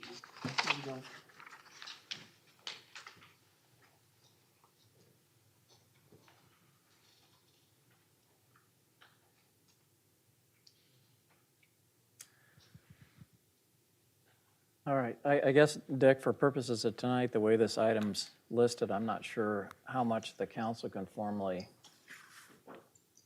do with this. I mean, it was an update, so obviously, I mean, the real issue is the 3 projects that have already been through the public hearing process. But what authority does the council have as far as direction tonight? I think you can direct the legal department to bring back a moratorium. In the meantime, you can express extra desire that you can actually impose one tonight with formal steps to be taken in the future with the resolution. I don't know how much guideline you want to give as to the length of the moratorium, what you wanted to address, those sorts of things. I think you simply tell me that tonight, I can bring it back in a resolution, but I do believe believe you can impose a moratorium temporarily until that resolution comes back, because that is your desire, and, we can just formalize that in a formal process. But I think it's important to say how long you like it to be, no more than what you like it to actually address. Is it demolition, or is it rehabbing buildings, whatever that might be, what areas, as Councilman Pavilion indicated, you want it to be a wide area down there, those sorts of things. So if you can give me some specifics, I think it's not inappropriate to impose a moratorium tonight with it formally recognized in a resolution at the next council. But the moratorium can be until the May 3rd workshop, and then it can always be continued depending on the outcome of the workshop, correct? Right. So Okay. I think I would just ask, what specifically do you want the moratorium to address? I would be fine on combining yours and Kevin's, but these three projects that have already been in the hopper, I think need to move forward. Those do not involve historically significant buildings, and those have been in the works for quite some time and are pretty far down the road. And we had public So hearings on them. I mean, Right. obviously, some folks here objected to those, but they still had public hearings to them. But I don't mind expanding the district, if that's what we want to do, and making it the entire block. But these three projects, they are to a point where they need to keep moving forward, in my opinion, to be fair. If I could just clarify, the only one that has been officially approved is Ryan Wiederstein's property at 315 Fifth. The bank at 301 has not been through the process, and Scott Cutler's at 304 has yet to go to P and Z and City Council. I thought we had a Only public. one of them has but been officially Suku approved. Radia called in for Scott Cutler's project. That was on the development agreement. Yeah, so I mean, the development agreement The was development approved. The agreement is development out. agreement for the bank was approved. Yes. If we You do approve the have development agreements. agreement, that suggests that we're going to approve the development. I don't think it's fair to someone to go through that whole process and us to spend all that money and come through all these committees, and they'll tell someone after they've got a development agreement approved that we're not going to let you do your development that the agreement covered? Okay, and that's the council's call. I just wanted to clarify from a zoning standpoint, we have not done anything on the other two properties yet. So can you help me understand Yeah. where, okay, so we did have the development agreement. What's the next step? How is that going to be considered, and do you have any sense of timeframe? I can tell you 304 Fifth is wrapping up. It would likely be to the council either at the next meeting or the meeting thereafter. So the first part of May, that one would have been ready for approval. The bank, I just had noticed from them that they were going to restart the process. They have not. They basically put on hold because of COVID. They indicated they were. We do not have an official application from the bank yet. Now, the bank is not in the historic boundaries that you see on the map. 304 Fifth is, but it is a non-contributing property. And 315 Fifth is what? 315 it's not in the boundaries, but it also has an approved site plan. I'd have to check to confirm if they have the building permit pulled already. Wiederstein's project is way down the road. Yeah. Cutler's project is pretty darn far down the road. Yeah. And the bank project is restarting. If you want to stop on the bank project, they came to FNA and they asked for permission to move forward after they had, I think through the pandemic, they took a pause and really haven't done much work at that point in time. I don't know what their construction season is, but we haven't done much on that because they started, they stopped immediately and came back. But to me, these three projects are in the works. The bank is the least far down. Some the different path. degrees, right? Yeah. Right. Mayor, this is Clyde Evans, if I could. Just to clarify where we're at on the development agreements.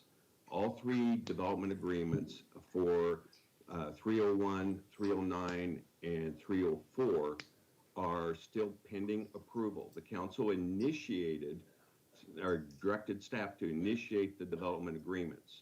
We have to amend the urban renewal plans for those projects to receive the property tax rebate that they have requested through the program that we have there. The schedule would call for basically, I think the council approved tonight, initiating the public hearing and the consultation meeting for the historic West Des Moines plan amendment that included those three projects. Now, the bank, they have indicated that their plans are to start reconstruction of that site this summer.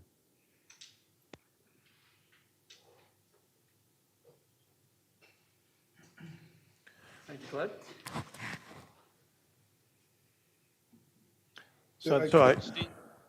Question is where the Steve, council wants to go on this. I think that's Yeah. what we need is. Go ahead, Kevin.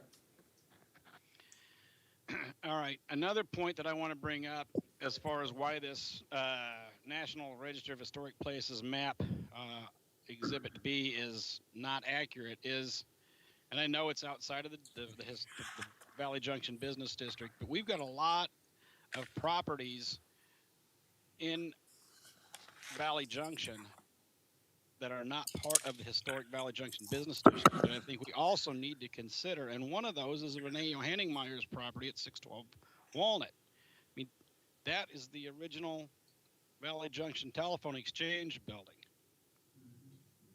built in 1900. The other one is Phoenix School. So, and I realize that Phoenix School has been rehabbed and whatnot, and Renee's living in her house, or her building, which now is her home. But my point being is, that's why I think we need to take this all the way from 4th to 6th, Railroad to Vine, so that we make sure that we encompass all of the even potential historic buildings. Well, we can, again, I mean, I think there's a consensus, Kevin, to probably include all those in the moratorium from now until May 3rd. We can see how far we get. We can continue it then if we want to. We can open it up. So I think there's a consensus to do that tonight, because I don't think anybody's going to get through the process anyway. But the question becomes, what does the council want to do on the 3 projects that we've already identified? Well, I'm going to make the motion. It's probably going to get defeated. I realize it's probably 4-1. No, there's no motion on this. It's going to be, There's no formal motion on this. Sorry, Kevin, go okay, ahead. my recommendation then is 4th to 6th, Railroad to Vine, and not include include anything that has not already got a building permit issued. Because as Clyde pointed out, 304 is a long ways from being ready to go on it. And I think it needs to be more than just a 30-day moratorium. I think we need to be looking at, like Nick Wege talked about, a couple of weeks to discuss this is not realistic. I think we ought to look at maybe a 60 or 90-day moratorium on this, because it's going to take some work. We don't want to shoot from the hip from this thing. We want to get it right the first time and make sure we've got all the I's dotted, all the T's crossed, and make sure we're doing what's best for West Des Moines, for the historic West Des Moines. Well, and I think we'll have a better idea of a time frame and the issues after the workshop on the 3rd. And I think it makes more sense to actually figure out specifically after that what we want to do as far as those other issues. But I guess you can't, I mean, that's Kevin's recommendation. I guess we can't take a motion in a second, but I guess from his recommendation, is there anybody else that wants to support his recommendation? Well, there are items there that I agree with. There are items about the size of the area. I think we absolutely need to include 4th to 6th and Railroad to Vine. I agree that there needs to be a process that's more than the May 3rd meeting. Just because, having been through this in another part of the metro, that if you go down the path of trying to preserve the look and feel of the area, you're going to have a process where people that have property feel that they want to improve it, whether it's a window, a door, or something else. They're going to want to know what the process is. And there's going to be probably an ordinance, and there's probably going to be some sort of formal approval process for doing this. It'll be costly, but it will be a regulation to ensure the look and feel is there. Maybe that's something folks want, the path folks want to go down. There may also be another path where folks say, I'd rather not have the formal requirement of applying for a certificate of appropriateness to replace the bushes, to replace the window, to replace the roof, whatever it may be. I don't know. And so I don't know that can get hashed out in one meeting or two.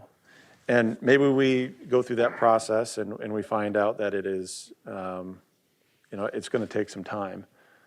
and I don't know if that's 2 months or 6 months. Personally, I'd prefer it to be short. But because, people have rights down there, and what we say by imposing a moratorium is regardless of your rights, we're going to tell you you can't do something. And if we're going to take that big of a step, we need to do it very carefully. I mean, I still have questions about what would the moratorium apply to? Would it apply to interior or exterior? Would it apply to demolishing or significant renovations or minor mods? I don't know what it applies to. How long will it last? To me, there's a whole lot of questions here that I'd like to get answered. And I know we've got a development agreement on 301, 304, or we've got the process underway on those 3 properties. I can tell you the Tommy Tucker building, it's down. 2 hours ago, I was in front of the building, and there was a bulldozer, moving the dirt. So I think it's probably a little bit late for that property, just because it's bare ground now. The other 2, I don't know. I don't know where we're at in terms of having a development agreement, having it finalized, and having the Planning and Zoning Commission evaluate whether it meets the requirements of the area. I guess I would just real quick. I mean, we're dealing, the issue that we're trying to deal with at hand right now is Fifth. Okay, so some of what you said, I don't disagree with that. If we want to take a longer look, we can take a look at the other areas. But right now, we need to address Fifth and what's going on there. That's why we're here, right? That is why we're here. So I think we can have a discussion on May 3rd. I think we can hash out the issues and talk about Fifth Street and how we want that to look and what the policy needs to look like going forward. And we can hash all that out and have all the feedback and input and get all that done, and we can move forward. Okay, if we want to take a longer look after that at the rest of the area, the entire area of the historic West Des Moines area, fine. We can look at the homes. We can look at every single thing that you want to look at. We'll take a look. We'll bring in consultants, whatever you want. But I think right now we got to focus on what the issue at hand is, and that's Fifth. And that was my comment as well, is that, first of all, I want to make sure that I get out there that in terms of trying to move swiftly, my suggestion, and I said it unequivocally, that I hope this doesn't take another year in the process. I heard Renee speak at this podium that these issues have been going on for quite some time. So whether it's 6 months, whether it's whatever, we want to do quality work, we want it to be holistic, and we want it to be engaging and people's feedback. So I'm all for that. I also don't have a problem with moving things from 4th to 6th to Railroad to Vine. I don't even have a problem with that necessarily. I do think that we have to really pay attention to these 3 other projects. Where are they at? What have we committed to them based on what they have done? I think we have to talk about that. I think that's really important because those folks have done some things based on decisions that the city has made.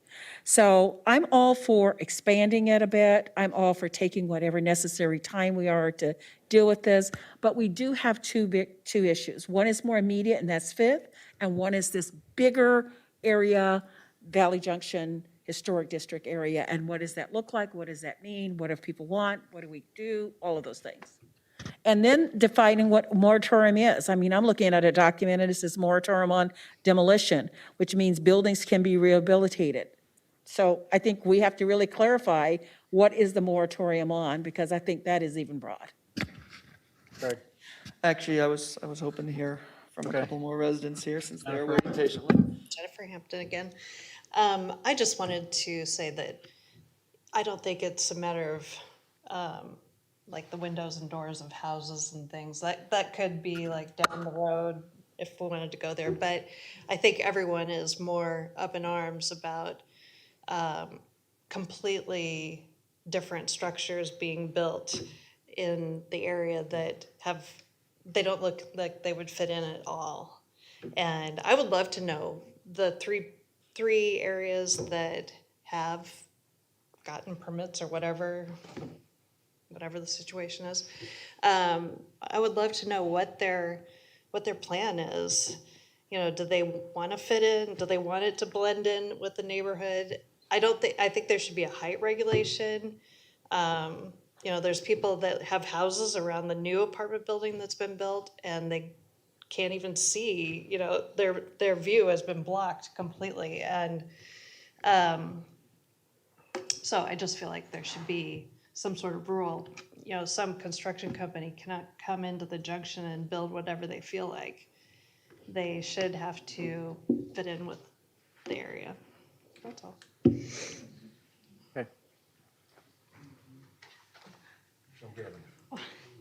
Hello, Brenda Klossman. I live at 136 3rd Street. I have concerns for the entire corridor, but my main concern tonight is Fifth Street, particularly the building at 304 Fifth Street, which according to this map, I understand is not on the historic register. I challenge any of you to go look at that house. It was built, I don't know, maybe prior to 1900. I think anyone with an open view would say that is a very historic house, despite the fact that it might not be on the register. And I understand that was done privately, which I don't quite understand that. But I would challenge you. I'd go look at the house and say that it's not historic. Then look at the building that was built across the street and say, is that a historic building? I don't know. I also feel that living on the street that I lived, there was a project very similar to this that was going to be built in the 100 block of 4th Street across from the railroad park. That project was stopped. I feel like that project then was just quickly relocated next to Nan's Nummies. Same developer, same funding from the city. So I think that needs to be looked at. You said multiple times, he doesn't have a building permit. Okay, at what point were we as residents going to be allowed to voice our concerns? We were never given any heads up until all of a sudden, oh, it's done. We've already given him this, he spent money on it, it's gonna be a done deal. Even though you're telling me the building permit has not been issued.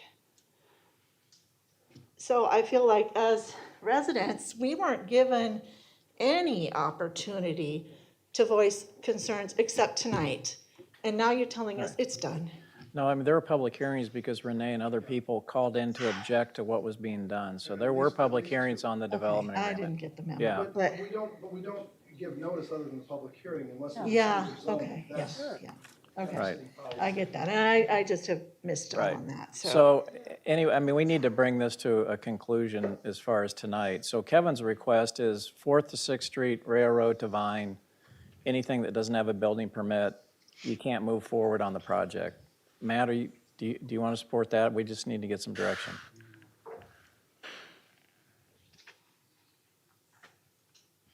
I'm just going to go down the line. How long are we talking about, Mayor? Well, I think, to me, when we have the workshop on the 3rd, I think we're going to have a lot better idea of what the issues are and what the time frame is to solve them. And then we can actually come up with rhyme or reason to what we're going to allow, what we're not going to allow, and what we're going to go forward. So in the interim, it'd be a moratorium on, according to Kevin's, everything in that area except unless you have a building permit. Now, after the 3rd, we can figure out how long the moratorium would be, what streets it should be on, what issues it should be on. So to me, it makes more sense to get all this input and get the recommendations from the staff and the history, and then let's take these issue by issue. But the interim is, for the next month, that's Kevin's recommendation. Actually, Mayor, my recommendation was a minimum of 60 days. Well, that was yeah. So Mayor, I have a, oh, go ahead. I'd be fine until May, till we have this workshop, because personally, I'd like to better understand where those 3 projects are. I've heard differing, positions on where they're at, what's been approved, and what hasn't been approved. So 4th to 6th Street, Railroad to Vine, a moratorium on any further action on any project that hasn't already gotten a building permit. Correct. Okay. Russ, how about you?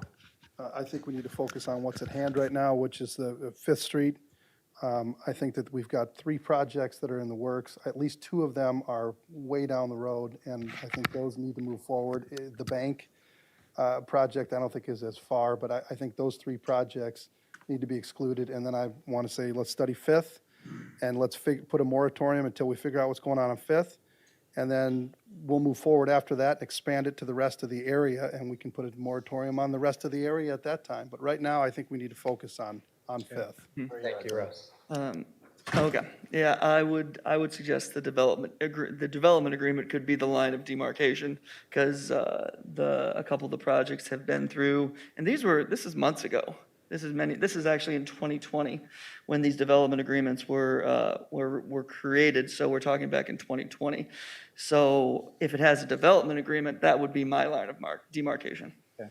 Renee? Concur with Councilman Okay. Hudson. So it sounds like Renee, Greg, and Russ, the direction is these three projects, if the development agreement's been approved, they can continue on. But a moratorium, I guess Russ is suggesting the moratorium is only on projects on Fifth Street. Kevin wants it from 4th to 6th Street, from Railroad to Vine. So we need to put the parameters around it. So I guess I'll start again with you, Matt. 4th to 6th Street, Railroad to Vine, or 5th Street? I'd say the Railroad to Vine, 4 to 6th Street. Okay. I agree. Yeah, I think, Six seems right. I'm okay with If that. somebody Railroad has, divine. if somebody has a project with their home and they need to pull a building permit for that, they're not going to be able to do it. Russ, we're not talking about remodels. We're talking about full demolition and rebuilds. We're talking about pulling a building permit. We're not going to allow people to pull a building permit while we have this moratorium. That's how we stop it. I guess that's why I With said I have so exception of many the questions three, about with this. exception of the three or the two, And based again, on that. We're only We're not- talking until the 3rd, and then we can refine it. Just till May 3rd. How about just putting the moratorium on everything that is already zoned historic, or Valley Junction historic business?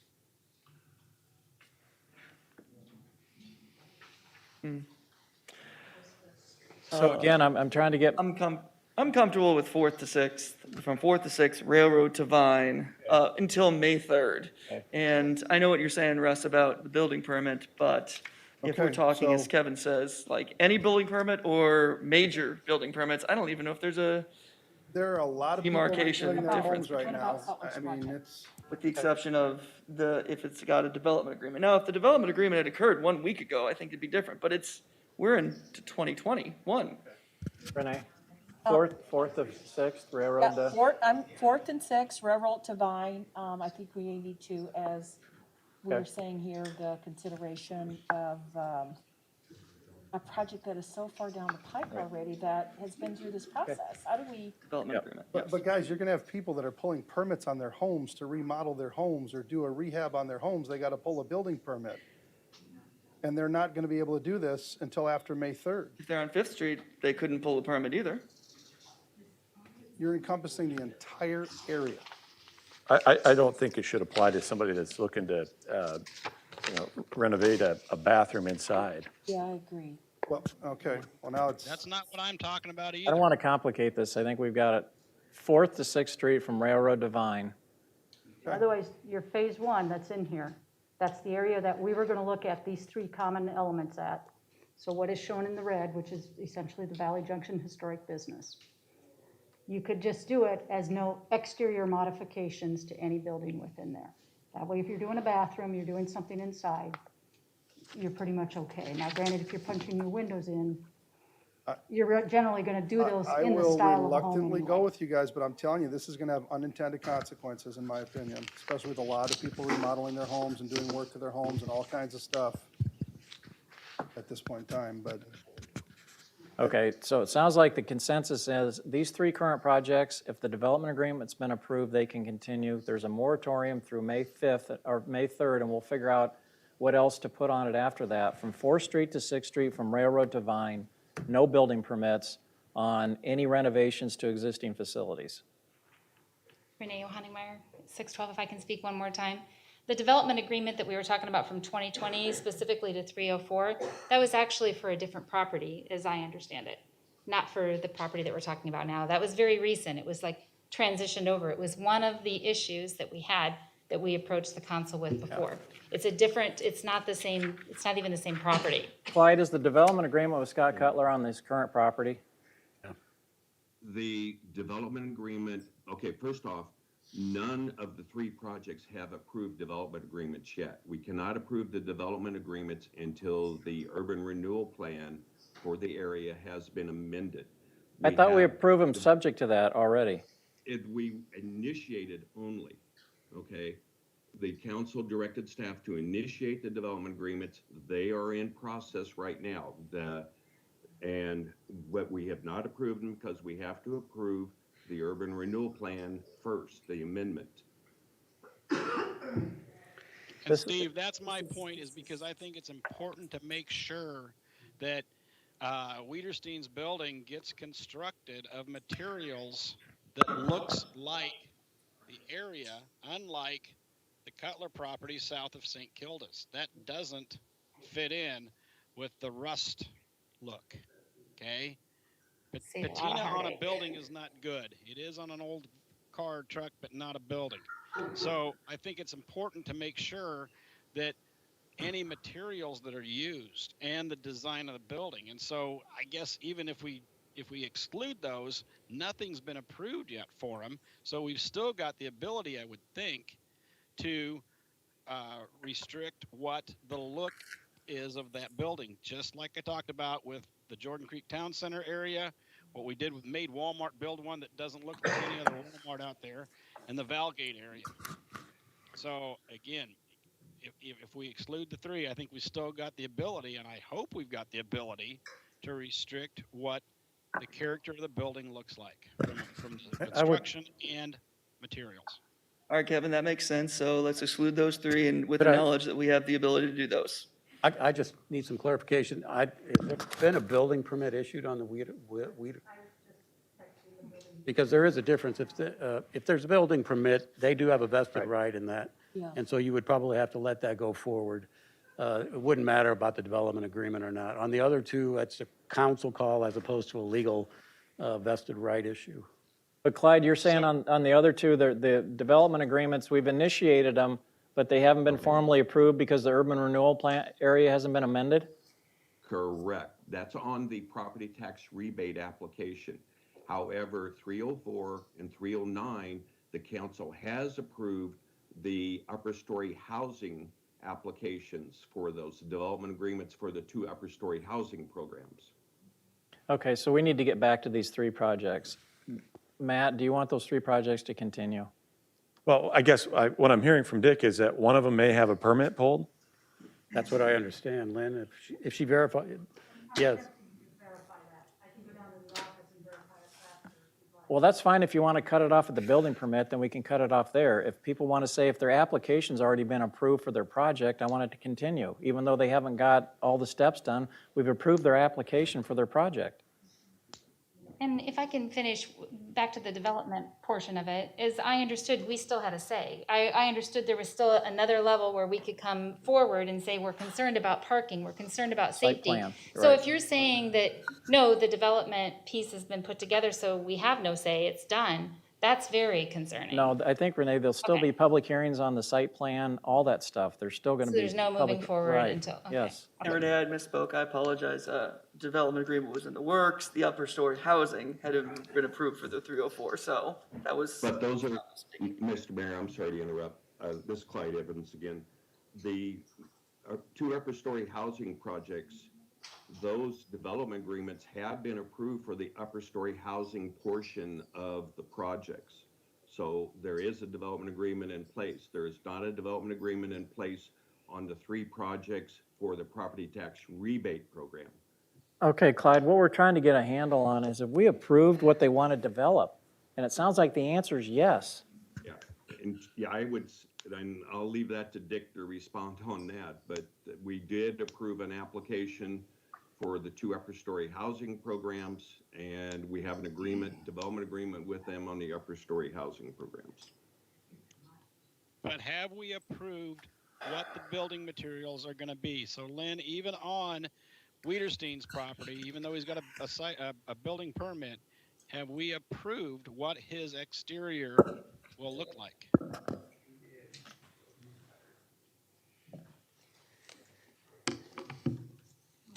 Linda Schimmel, Development Coordinator. Yes, that has gone through the entire site plan process, so the materials have been approved. Okay, so it sounds like legally we've got to let Ryan's project go forward. The other two have development agreements that have been approved for the upper story housing projects. Do you want to allow those projects to continue in light of the moratorium we're going to put on? I don't think we can take back Okay. what we have awarded, but in terms of whether the project, moves forward, the look and feel of it, I don't have a sense. Well, there's going to be a public, I think, is there a public hearing, right? So we're going to have that consideration. So site plans are a public hearing in the fact that Right. they're here, they're not noticed. Right. Okay, well, but I think based on but what we're doing people here. can So come in there's, and bring- there's more input publicly. We're not going Yes. to tell them you can't build upper story housing, but there's going to be more input on the site plan and everything else as a part of that. So for purposes of how this will look, the character of the buildings that will be built, that is something that is yet to be before and will in the future come to the council. So every commercial building comes forward to the council as a site plan. At that point, you can see the building architecture plus the site plan. So the answer to Mac's question is yes, we're going to have a public discussion on that. All but the 315 Right. building, which is. So we already- would allow them to continue through that process so we can get there. Okay. So I guess my concern is, what I don't want to have happen is a building get demolished with an understanding that it's going to look like something that we have not yet approved. The moratorium is no demolition of any other buildings. Okay. So we would have a moratorium on the two buildings. Well, I shouldn't say moratorium. The two buildings would still need to come before the council for approval on how whether they Site would plan. meet the look and feel of the neighborhood. What we're saying is, we're not going to stop you from continuing that process in the interim. So long as there is a process whereby everybody here and on the phone can weigh in on the look and feel, I'm comfortable with That's that. site plan, okay. Yes. How about you, Russ? Well, to be Yes. clear, though, that's not a public hearing, so we'd have to notify people outside of what normally is done in the site plan process. Well, I think as a part of this, we need to. So Greg, Just to be clear that Yes, you don't considering we actually. already have an upper housing agreement, yes. and you're okay, Renee? Okay. All right. So whatever information everybody wants as far as, I mean, we've spent so much money and done so many studies down there. Some people think we're just starting from scratch, we haven't done anything. Let's make sure that people understand all the time and effort that's gone into all of this already, and what the studies show, what the analysis has been, and everything else, and then let's build off that. I think we all want to try to, but I can promise you, we're not going to get 100% consensus on anything we're going to do. We never have in Valley Junction. There's still bitterness over Phoenix School. So all we can do is have enough input so the elected officials can make decisions on direction so we can move forward, because it doesn't do any of us any good to stop everything down there. So let's make sure that everyone here and anybody that wants to come to the workshop, which is going to be after the council meeting on the 3rd here, because we need the resources, that they have the whole history of all this so that we're not starting from scratch and people understand what we've already done, what the analysis has already been. I mean, we had citizens on the historic Valley Junction plan that came in and objected to it after they voted for it. So, I mean, we're all trying to do the right thing. I can just tell you there's nothing that generates more animosity and frustration than trying to do something down there. Right. But it was really bad when nothing was happening down there either. And we've done these programs to incentivize people to redevelop and invest in the area. So, and I apologize for rephrasing it. So the two projects that are in the process can continue the process. They will come forward for review through the regular site plan review process. The rest of the district that's being identified, no further progress? No demolition, no exterior, and we're just talking through the 5th. And then at the 5th, let's figure out what we need to do from a time frame based on the issues. What are the issues and how long is it going to take to get through it? But I think everyone agrees we don't want to demo anything until we've solved this, because now you can't take it back. Okay, so for that, at least that month time frame, no demolition, no exterior changes? Right. Right, somebody wants to go change the siding on their house? No, not till, I hate that, but that's the will of the council, I guess. Okay. Well, his project's going forward. The other two are continuing through the public process. We want to make sure that everyone down there, and you guys tell us the best way to get you the information. People watch the agendas, that they have input. Yeah, so it would be Scott Cutler's project. So 304 is going forward. And the bank. And Weeders. And 301. Weederstein. Yeah. Which is already Right. And the bank, I mean, I gotta believe they're gonna make improvements based on what's down there. If they're gonna tear the thing down and rebuild it, it's gonna look a lot nicer than it does now.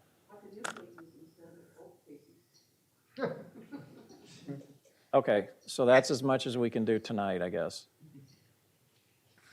Well, thank you, everybody, for coming and giving us the input. We really appreciate it. Look forward to the meeting on the 3rd. So Absolutely, thank you all. same bad time, same bad And I channel. guess, Tom, any information for the workshop that we can get out ahead of time so people can read through it and understand it? It doesn't do us any good to spend hours going through it here. So whatever the information is, let's get it out as soon as we can so that people have a chance to digest it before we meet on the 3rd. Totally agree. Okay.